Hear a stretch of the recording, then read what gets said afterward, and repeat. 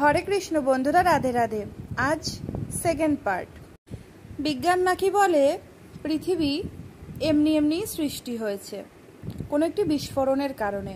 তখন ভক্তটি বললেন, ঠিক আছে, তাহলে বলুন তো এই ট্রেনটি কিভাবে হলো?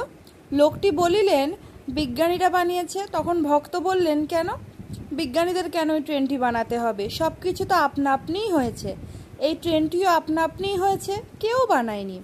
লোকটি বললেন, এটা কি করে সম্ভব? ট্রেন তো কেউ না বানালে তৈরি হতেই পারে না।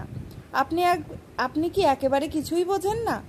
তখন ভক্তটি একটু হেসে বললেন, ভালো বলেছেন, আমি সত্যিই বোকা। কিন্তু স্যার বা ম্যাম, এই সামান্য ট্রেনটি যদি আপনা আপনি তৈরি হতে না পারে, তাহলে এই মহাবিশ্ব ব্রহ্মাণ্ড, পৃথিবী, চন্দ্র, সূর্য কি করে আপনা আপনি হতে পারে? কৃপা করে বলবেন, সেটা কিভাবে বিশ্বাস করেন আপনি? তখন ওই ব্যক্তি চুপ রইলেন। পরবর্তী পর্ব খুব শীঘ্রই আসছে। রাধে রাধে।